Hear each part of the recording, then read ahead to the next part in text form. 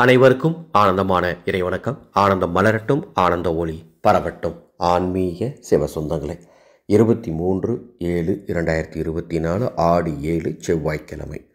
இன்றைய ஒரு நிமிட ஆன்மீக சிந்தனை. எவ்வளவு அன்போடு அணைத்தாலும், எவ்வளவு அன்போடு அணுகினாலும் கத்தி வெட்டத்தான் செய்யும். அதை போலத்தான் சில உறவுகளும். எவ்வளவு அன்பாக நாம் அவர்களுடன் இருந்தாலும், எவ்வளவு உண்மையாக இருந்தாலும், எவ்வளவு அக்கறையாக இருந்தாலும் நம்மை சில நேரங்களில் காயப்படுத்தி விடுவார்கள். எனவே காயப்படுத்தும் உறவுகளை நினைத்து கவலை கொள்ள தேவையில்லை. புரிந்து கொள்ளுங்கள். இன்றைய நாள் இனிய நாளாக இருக்கட்டும்.